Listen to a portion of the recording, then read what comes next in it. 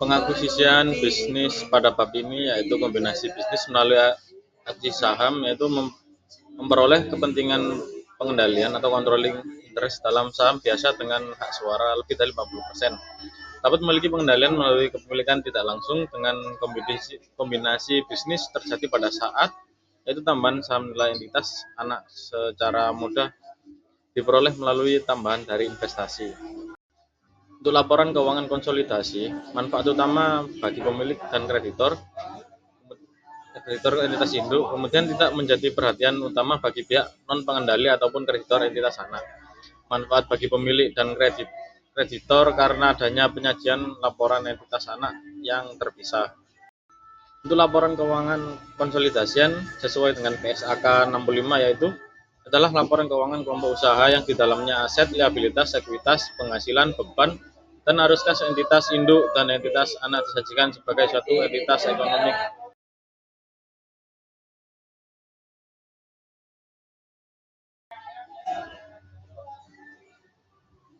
Untuk entitas anak, yaitu apakah entitas anak suatu perusahaan menjadi entitas anak pada saat ada perusahaan lain yang memiliki pengendalian atas saham biasa dengan hak suara yang beredar.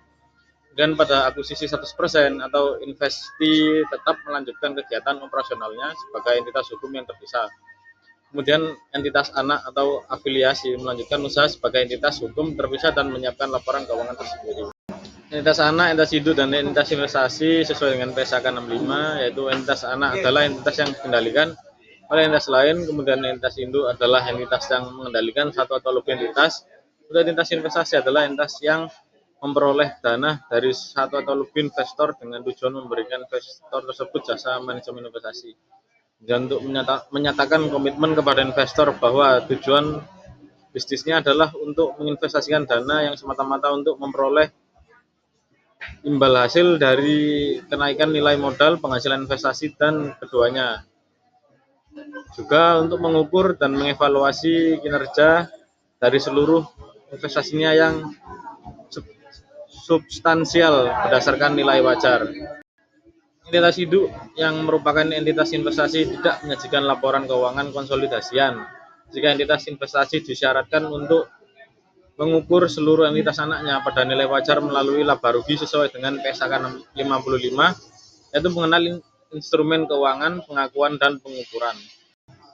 Entitas anak dikonsolidasikan, yaitu entitas anak tidak perlu dilakukan pengonsolidasian pada kondisi sebagai berikut, yaitu pertama, pengendalian tidak diberikan kepada pemilik mayoritas, ventura bersama atau joint ventures. Kemudian akuisisi kelompok aset atau group of asset yang tidak berhubungan dengan bisnis, dan yang terakhir adalah kombinasi di antara entitas di dalam pengendalian bersama, kombinasi entitas non laba atau akuisisi perusahaan bertujuan mendapatkan laba dengan entitas non laba. Kemudian laporan keuangan konsolidasian yaitu sajikan oleh perusahaan atau entitas induk.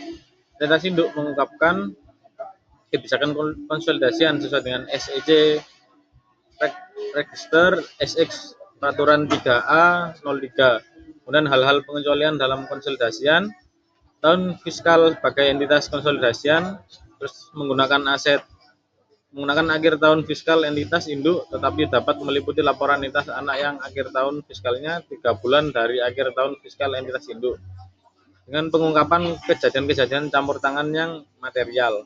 Nah, selanjutnya kita masuk kepada laporan posisi keuangan konsolidasi pada tanggal perolehan. Nah, di sini ada contoh acquisition cost sama dengan fair value sama dengan book value. Nah, di sini itu untuk acquisition cost, fair value dan book value-nya itu sama. POP memperoleh 100% saham biasa SON dengan seharga 80 US dollar yang nilainya sama dengan nilai buku dan nilai wajar aset bersihnya. Nah, untuk perhitungannya seperti ini, karena sama, excess of over cost book value-nya itu 0.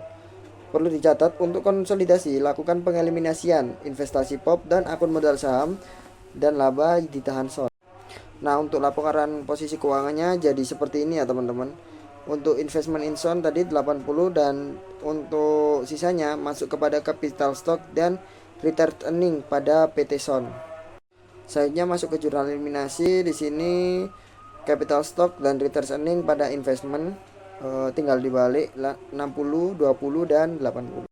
Selanjutnya masuk pada nilai wajar pada tanggal perolehan. Nah, selanjutnya di sini cost, fair value, dan book value. Nilai perolehan, nilai wajar aset yang bersih yang teridentifikasi, identifiable net asset, dan nilai buku bisa saja berbeda. Alokasikan selisih atau ekses yang didefinisikan yang terjadi antara nilai perolehan dan nilai buku, dan tentukan goodwill bila ada. Dan ingat, bila book value dan fair value sama, lalu selanjutnya cost lebih besar dari book value itu excess dialokasikan sebagai goodwill. Apabila cost lebih rendah dari book value, excess dialokasikan sebagai keuntungan dari pembelian dengan diskon atau gain on the bargain purchase. Selanjutnya masuk ke book value tidak sama dengan fair value, tidak sama dengan cost.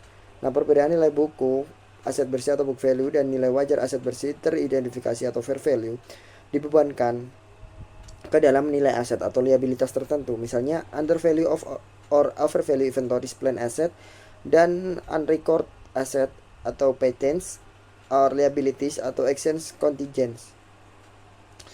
Perbedaan antara fair value dan cost dicatat sebagai goodwill atau gain on bargain purchase. Nah, ini yang perlu diingat karena ringkasan kunci apabila cost lebih besar dari fair value disebut goodwill, bila fair value lebih besar dari book value disebut identifiable as net asset. Masuk pada contoh, apabila book value tidak sama dengan fair value tapi cost sama dengan fair value. Nah, di sini PB memperoleh 100% kepentingan Stone dengan harga 310.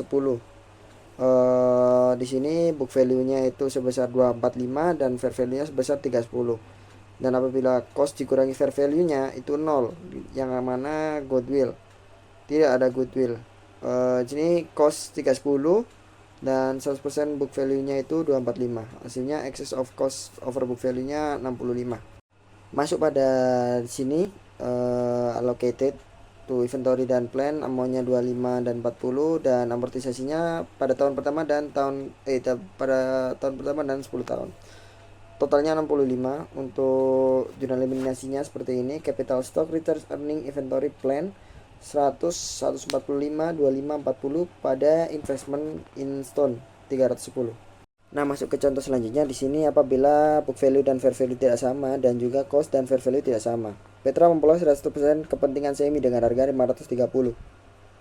Book value-nya 440, fair value-nya 495 dan apabila cost dikurangi fair value apabila cost dikurangi fair value hasilnya 35. Yang mana goodwill. Cost-nya di sini 530, book value-nya 440. Apabila dikurang, excess over book value-nya sama dengan 90. Di sini selanjutnya Petra dan Semi. Di sini allocated to plans, liabilities dan goodwill karena tadi ada goodwill-nya. Dan di sini amounnya 60, untuk liabilities-nya min 5 dan goodwill-nya 35. Amortisasi pada plan 4 tahun, amortisasi pada liabilities-nya 5 tahun. Untuk jurnal eliminasinya sebagai berikut. Capital stock, return earning, plan goodwill pada debit 250, 190, 60, 35. Dan untuk kreditnya liabilities dan investment in semi sebesar 5 dan 530. Selanjutnya masuk kepada contoh lanjutan. Di sini Prime memperoleh 100% kepentingan Sun dengan harga 185. Book value-nya 180, fair value-nya 210 dan apabila cost dikurangi fair value min 25, yang mana artinya gain on bargain purchase. Apabila positif dinamakan goodwill, apabila negatif dinamakan gain on bargain purchase. Di sini untuk cost 185 dan book value-nya 180, excess over the book value-nya 5. Nah, gini allocate to inventory sebesar 10 dan amortisasinya 1 tahun.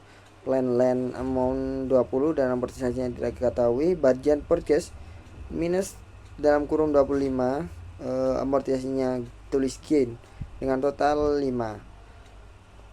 Prime mencatat perolehan Sun dengan asumsi dilakukan melalui pembelian tunai. Ingat bahwa akun investasi dicatat dengan nilai wajar dan pembelian dengan diskon atau bargain purchase dicatat sebagai keuntungan. Makanya tadi di amortisasinya ada gain, teman-teman. Untuk jurnal sendiri investment pada gain on bargain purchase dan cash 210, gain on bargain purchase-nya tadi 25 dan cash-nya 185. Karena diasumsikan dengan pembelian tunai. Nah, untuk jurnal eliminasinya terpilih seperti berikut. Ekses yang belum diamortisasi sebesar 30, yakni 10 untuk over value inventory dan 20 untuk under value land include plan asset. Nah, untuk jurnal eliminasinya seperti berikut, teman-teman. Capital stock, reverse earning, unamortized pada debit. Lalu untuk kreditnya investment in Sun sebesar 75, 105, 30 dan 20.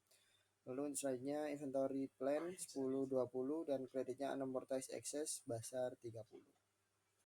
Di sini kita bisa lihat teman-teman untuk worksheet dari PT Prime dan PT Sun setelah adjustment, totalnya apabila setelah consolidate dia totalnya 880.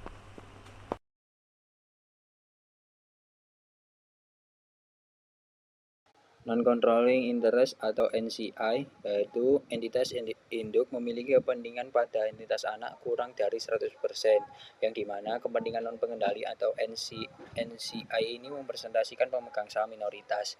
Lalu bagiannya itu terdiri dari ekuitas pemegang saham yang diukur dengan nilai wajar berdasarkan harga perolehan entitas induk. Yaitu ini ada contoh, entitas induk membayar $40.000 untuk mendapatkan kepentingan 85%. Jadi nilai tersirat atau implied value-nya atas nilai investi keseluruhan adalah 40.000 tadi dibagi 85% sama dengan $47.059. Jadi bagian pihak minoritas itu menjadi 15% dikali 47.059 yang hasilnya 7.059. Ini juga ada contoh non-controlling interest, yaitu POP memperoleh 90% kepentingan Son dengan harga $90 pada saat Son memiliki modal sebesar $60 dan saldo laba ditahan sebesar $20. Nilai buku aset dan nilai liabilitas Son sama dengan nilai wajarnya. Jadi ini ada cost of 90% option itu $90. Lalu implied value option itu 90/90%, hasilnya itu $100. Dari mana? Dari book value of net identifiable asset liabilities sebesar 80 dan excess over book value sebesar $20. Jadi alokasinya itu menjadi goodwill sebesar $20. Lalu ini juga ada jurnal eliminasi. Jurnal eliminasi pada kertas kerja POP, kapital stoknya itu $60, return earnings-nya itu $20, goodwill-nya itu sebesar $20. Jadi investment in Son-nya itu $90 dan non-controlling interest-nya itu $10. POP Corporation and Subsidiary konsolidasi balance sheet work papers 1 Januari 2016. Ini dalam bentuk in thousand ya. Jadi asetnya itu, aset POP itu $20, other current asetnya itu 90, plan asetnya itu 150, akumulasi depresi itu 30.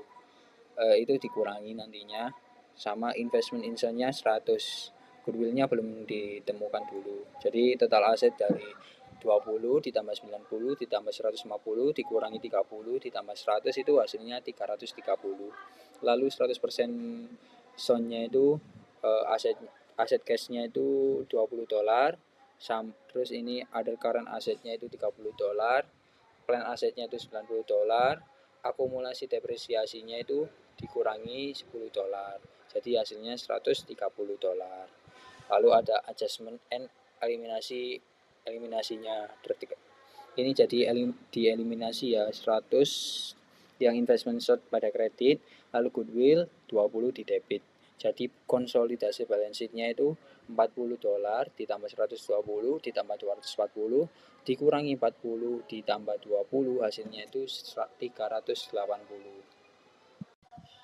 Ini juga ada POP Corporation and Subsidiary konsolidasi balance sheet work papers 1 Januari 2016. Jadi ini tadi kan dibahasnya aset, sekarang itu di liabilitas sama equity-nya. Jadi akun payable-nya itu sebesar $40, ini yang POP. Lalu other current liabilities-nya itu 50, capital stock-nya itu 200, return earnings-nya POP itu 40, capital stock-nya itu belum nggak ada. Return earnings-nya itu juga belum ada. Jadi total liabilities and stockholder equity-nya itu sebesar 330. Lalu di tabel selanjutnya itu ada 100% Son, yang dimana akun payable-nya itu $30, other current liabilities-nya itu $20, capital stock Son-nya itu $60, dan retained earnings Son itu $20, yang lalu dijumlah hasilnya itu 130. Lalu kita adjustment and eliminasi lagi, ya berarti yang dieliminasi itu capital stock-nya sama retained earnings-nya. Jadi kita langsung ke konsolidasi balance sheet-nya, jadi 70 ditambah 70 ditambah 200 ditambah 40, hasilnya itu 380.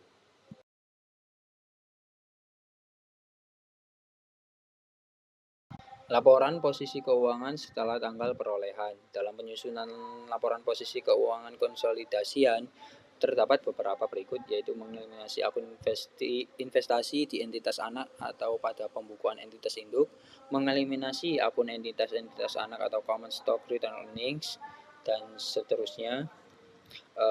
Lalu menyesuaikan akun aset dan liabilities, dan atas semua saldo eksis yang belum diamortisasi, mencatat goodwill bila ada, dan mencatat non-controlling interest juga bila ada.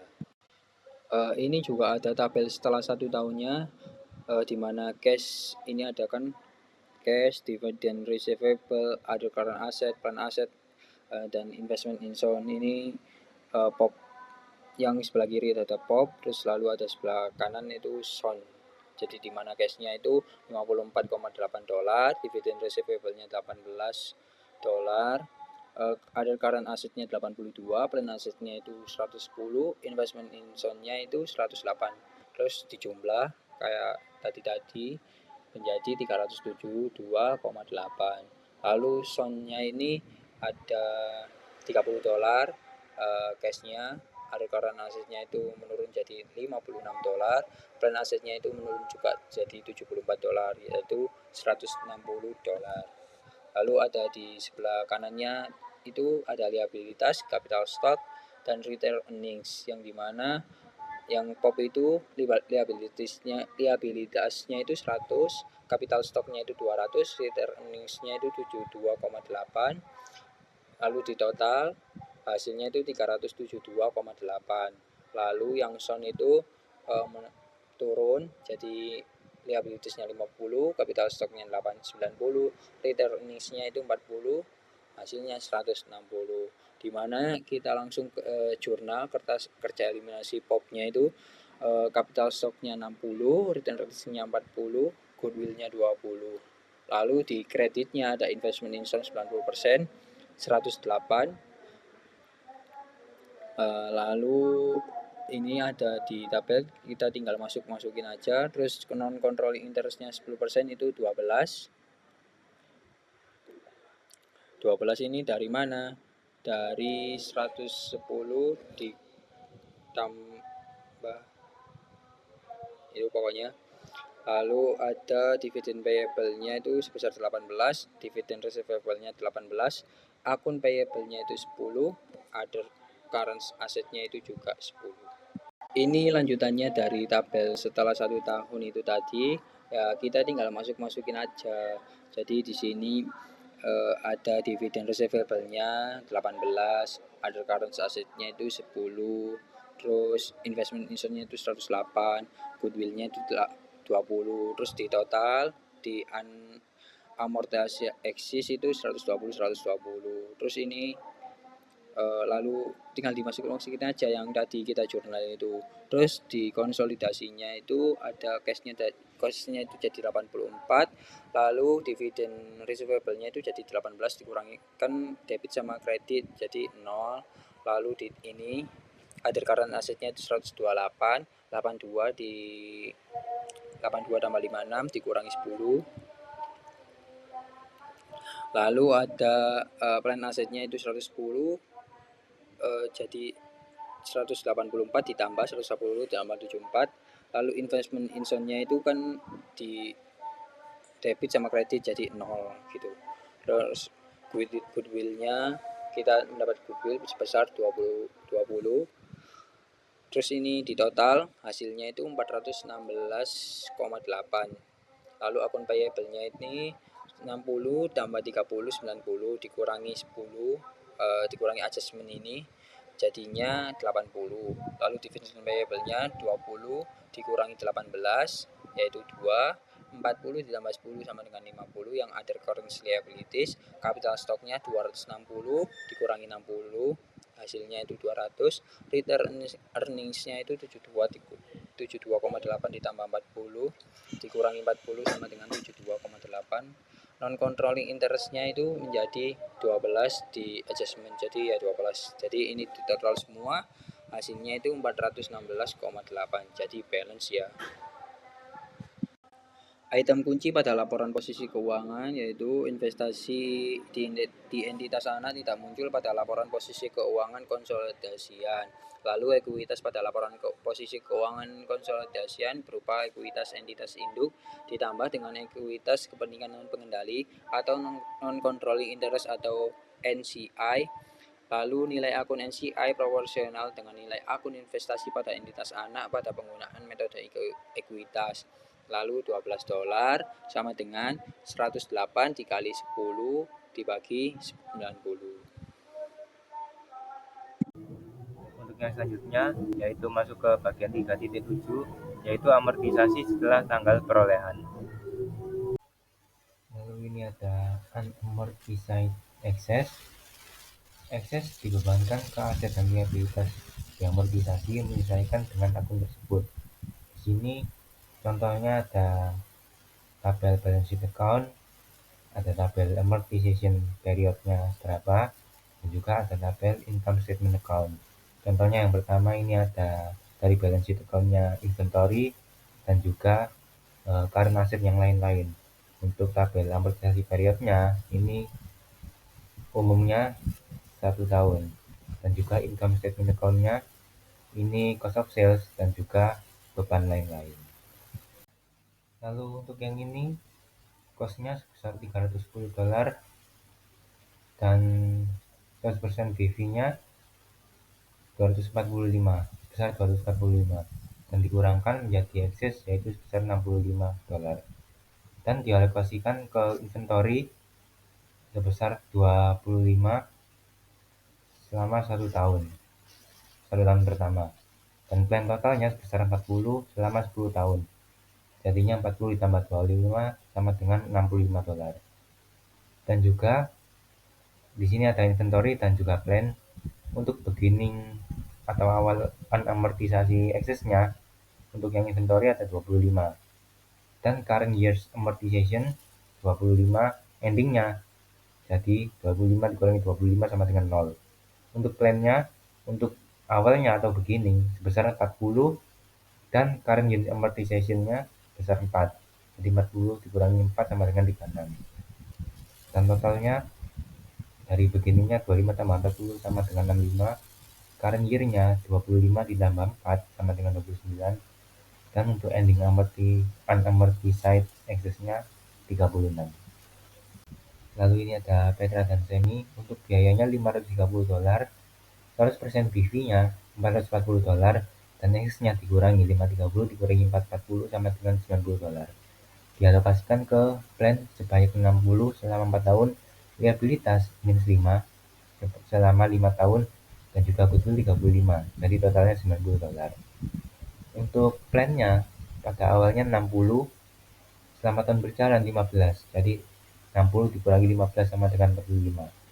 Lalu liabilitasnya sebanyak minus 5 dan pada tahun berjalan 1, jadi endingnya minus 4. Untuk goodwill-nya 35 dikurangi 0 sama tahun berjalan, jadi endingnya tetap 35. Untuk totalnya 90 dikurangi dengan 14 sama dengan 86 untuk endingnya. Lalu ini ada Prime dan Sun, untuk biayanya sebesar $185 dan 100% BV-nya adalah $180.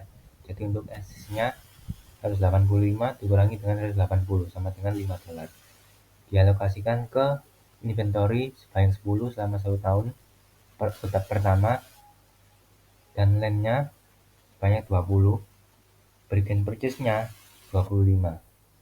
Jadi totalnya adalah $5. Lalu untuk inventorinya pada awal itu adalah 10, selama tahun berjalan juga dikurangi 10, jadi endingnya atau akhirnya habis, tersisa 0.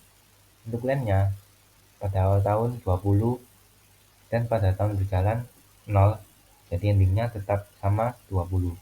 Untuk totalnya pada awal tahun 30, pada tahun berjalan amortisasinya sebanyak 10, dan pada akhir tahun sebanyak 20.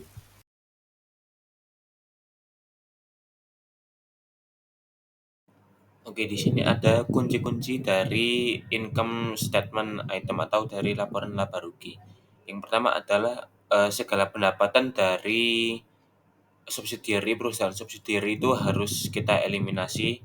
Jadi hanya di perusahaan induknya saja yang kita catat. Kemudian untuk periode periode dalam periode saat ini semua amortisasi itu harus kita hitung dan kita golongkan ke beban-beban yang sesuai dengan amortisasi tersebut. Kemudian juga ada non controlling interest juga harus kita perhitungkan juga. Oke, di sini ada beberapa informasi yang akan kita gunakan di slide berikutnya. Untuk yang paragraf pertama ini pada intinya jumlah pendapatan dari pumps income dari perusahaan anaknya subsidiarinya. Jadi tidak perlu kita hitung, kita exclude-kan. Kemudian di paragraf kedua ini ada amortisasi-amortisasi yang perlu kita hitung. Jadi bisa kita lihat di slide berikutnya. Nah, di sini pada akun investment income from Sun ini di yang paling kanan di consolidated-nya itu dihilangkan. Kenapa dihilangkan? Ini mengacu pada poin-poin yang saya jelaskan di slide sebelumnya, yaitu income from subsidiary account itu harus eliminated. Oleh karena itu nilainya kita hapus. Nah, kemudian di sini pada operating expense ada cost of sales. Ini kan di perusahaan PAM ada 4 juta. Nah, di Sun anaknya ada 700.000. Nah, tapi di consolidated-nya itu 4.800. Sedangkan jika kita jumlah 4 juta tambah 700.000 itu 4.800. Nah, terus selisih 100 itu dari mana? Selisih 100 itu kita dapat dari beban amortisasi yang under value, yang book value-nya lebih kecil daripada fair value-nya. Jadi selisih 100 itu kita dapat dari yang informasi di slide sebelumnya, bahwa ada amortisasi dari inventories yang under value sekitar senilai 100.000. Kemudian hal yang sama juga terjadi pada building dan equipment, yaitu pada building ada amortisasi under value-nya 25 ribu dolar. Nah, kemudian pada equipment juga terjadi overvalued. Karena ada overvalued, maka kita minuskan, kita kurangkan dengan 60 ribu dolar. Nah, kemudian yang terakhir ada non operating item interest expense. Ini ada overvalued notes payable, amortisasinya yaitu sejumlah 100.000 dolar, maka kita catat senilai 100.000 dolar. Maaf, kita selisih dari pembahasan yang kita jumlahkan dan consolidated-nya itu selisihnya 100.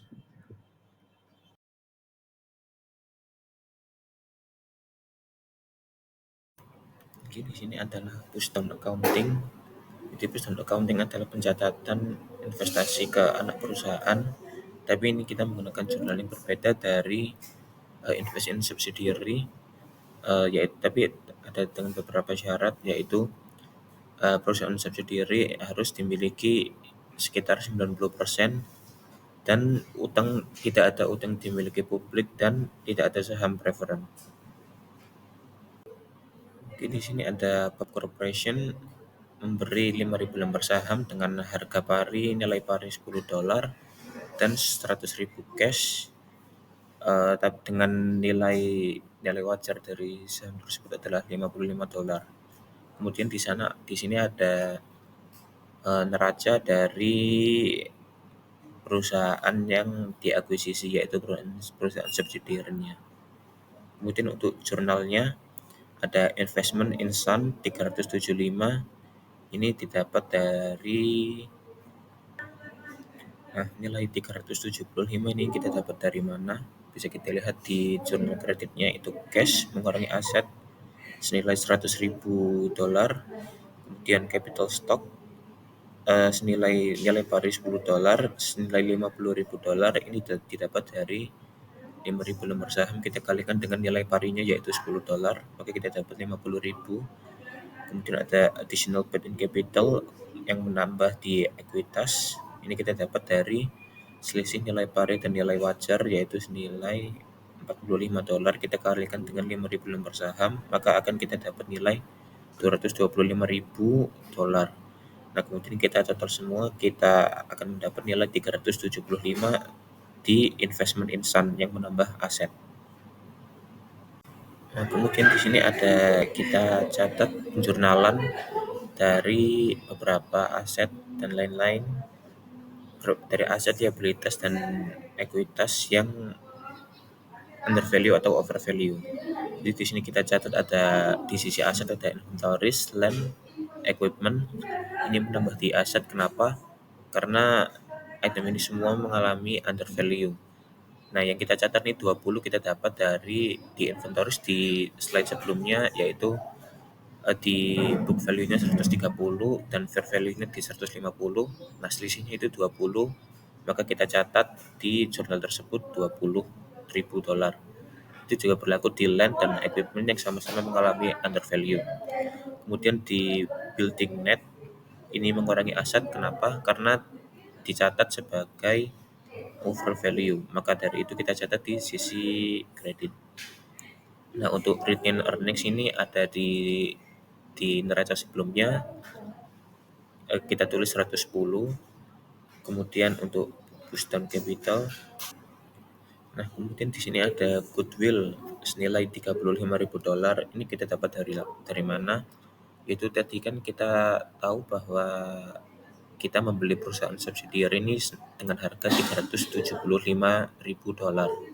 Sedangkan untuk net asetnya sendiri itu ada di 260.000 dolar. Itu kita dapat dari total aset kita kurangi dengan liabilitasnya, maka akan dapat nilai 260.000 dolar. Nah, kemudian kita kurangkan dengan 80, itu untuk semua yang under value dan over value, itu inventories, land, dan equipment kita tambahkan, lalu kita kurangkan dengan building yang over value. Jadi 35 ini kita dapat dari 375.000 sebagai harga beli, kurangi 260 sebagai net asetnya, dan 80 dari under value dan over value tadi. Maka kita total semua di sisi debit senilai 245, dan ada di sisi kredit building ada 20, maka selisihnya kita catat sebagai boost down capital di sisi kredit senilai 225. Kemudian di bawahnya ada neraca yang sudah diupdate dari jurnal-jurnal kita sebelumnya.